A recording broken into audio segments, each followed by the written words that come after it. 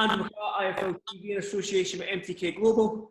As always, I'm always delighted to be joined by my good friend Gary Cully. Now, Gary, I've spoke to you 3 times over lockdown, or 2 times over lockdown. We've just sort of like wondered where you're going to have a fight date and stuff like that. Now, you've got a tough opponent in Welsh champion Kieran Gething. Before we talk about Kieran, you're moving up in weight. You're moving up to 140 now. Why?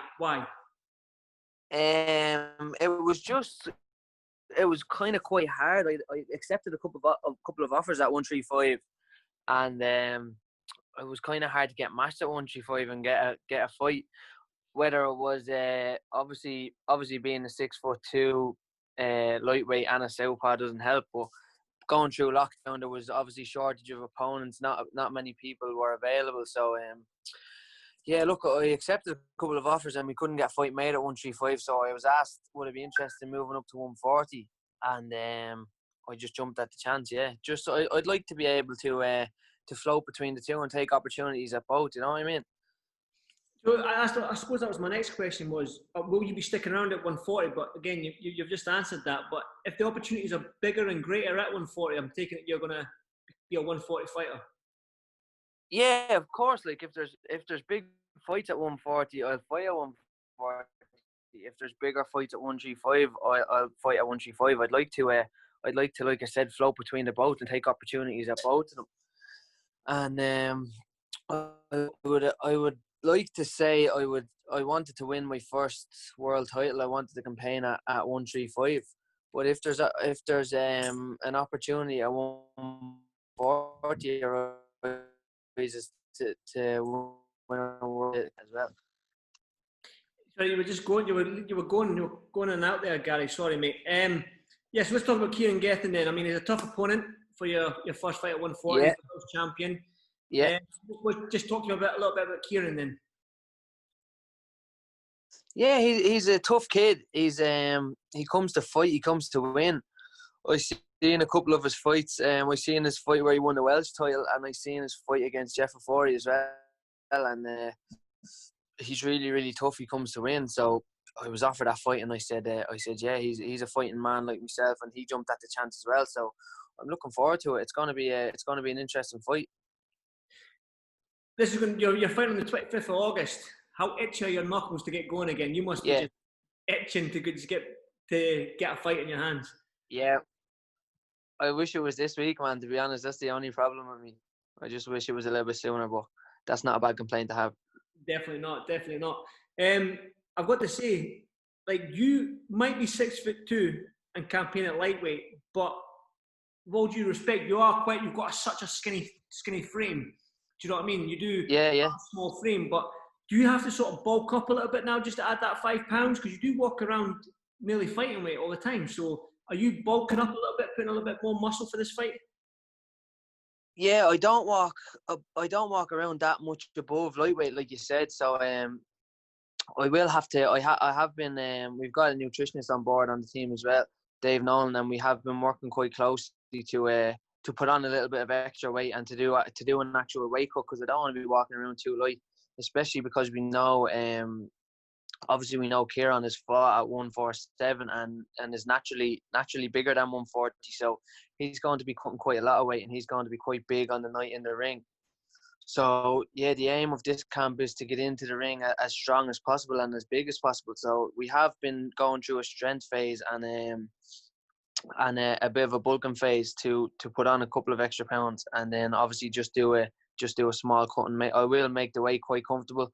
But like that, I want to do a cut and to have to cut to weight rather than just walk around and weigh in at the weight. Like.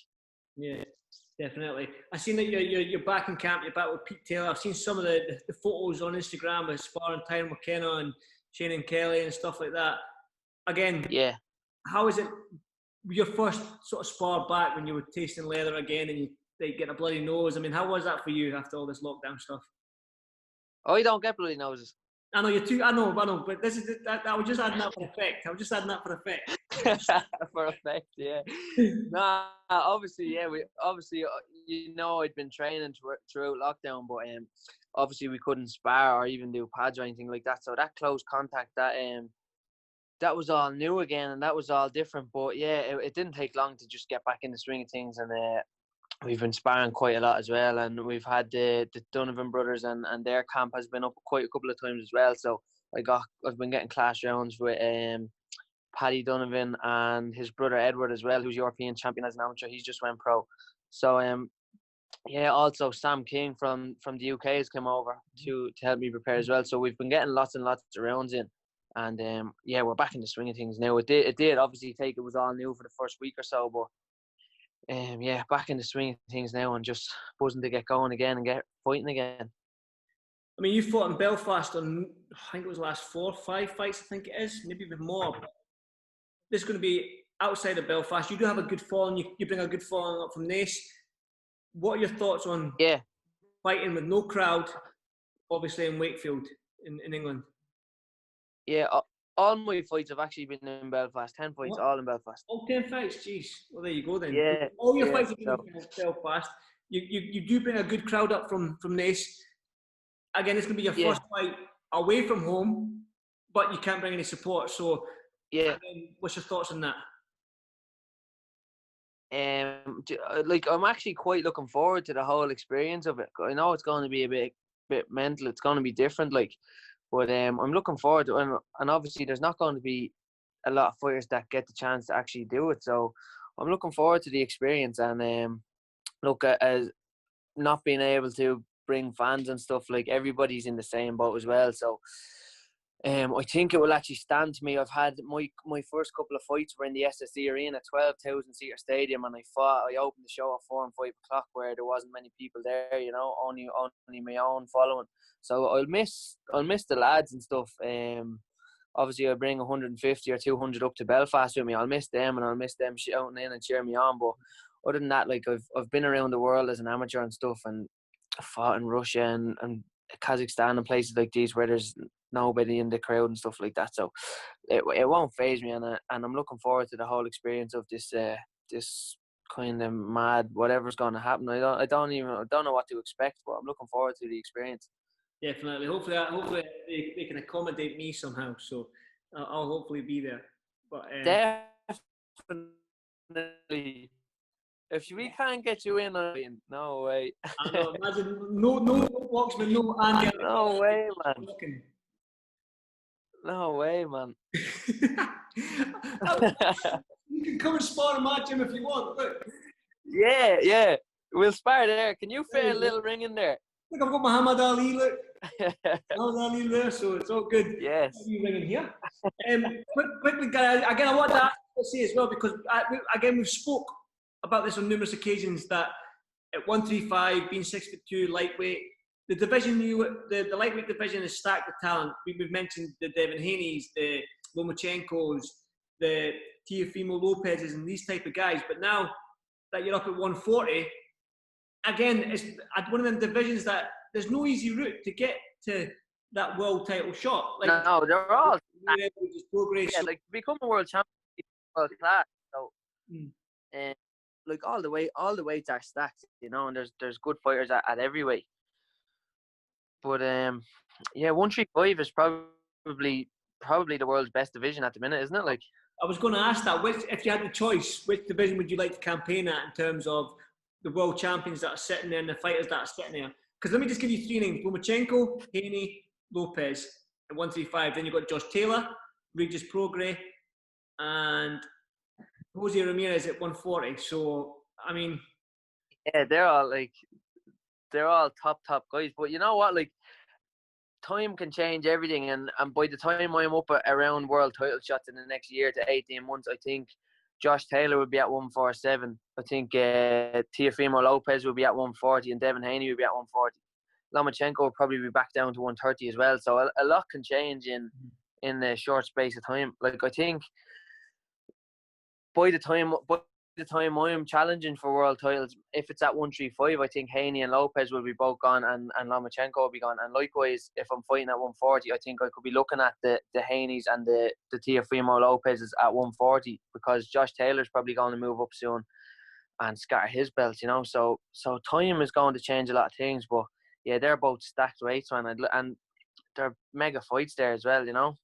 That's what, again, what's that? The Haney fight, though. The Haney fight is the money fight, really, at the minute, isn't it? To break America, like, beat Haney in America, and just, that's it, you've made it then, you know what I mean? The thing is, Or again, Garcia too, but he's taking Campbell now, isn't he? Ryan Garcia, yeah, he's taking Campbell, yeah. Yeah. Again, that's what I was going to say. It looks like if Haney moves up, you'll probably move up because you're still young, and I guarantee that you'll probably move into your frame a little bit more and stuff like that. So you will move up. Yeah, to definitely. some stage. Eventually, I will definitely probably finish at 147. I would imagine. Yeah, that's So, what, a 3-weight world champion. 3-weight world champion wouldn't be bad, would it? Hey, and I know him. I would take that. I would take that for you, mate. I would take that. You have to go through Joe Laws first, though. Yeah, Laws, he's calling me out. He's giving me all sorts of shit. You started that beef. I mean, I'm all about the beef, mate. If I can get the views, I'm good with that. You're just trying to draw something out for that caption, isn't it? That headline. You know it, mate. Boom. Exactly. Typical You say something fucking outrageous so I can get that headline. Typical fucking media, man. Jesus Christ. I thought you were going to say typical drop. Right, Gary, so what's the rest of the plans today? I take it you're just chilling before you go back into the gym tomorrow at some stage. Yeah, I aspired. That's what I was saying. We had the Donovans and a crew from Limerick up today, so I got good rounds in with Edward Donovan this morning with a bit of strength, and then this evening. So we're back in the ring in the morning for, I think we're doing task sparring in the morning, and run tomorrow evening. I've got a float tomorrow. I'm doing a bit good at that flotation therapy, sensory deprivation tanks. All right. So I've got one of them tomorrow. I enjoy them, and yeah, man, just a hard week ahead. Another 5 hard weeks ahead after this one, and then it brings us to fight night. Definitely, I'm looking forward to it. Right, Gary, as always, appreciate your time. Thanks for this Firefly TV, and fingers crossed they can accommodate me on the 25th, and I'll see you there. See you, Mike. Your fight night, babe. Let's do it. Gary, as always, stick in, brother, and I'll speak to you soon. Cheers, Andy. Chat to you soon, all right? Cheers, my man. Cheers for your time, man. Anytime.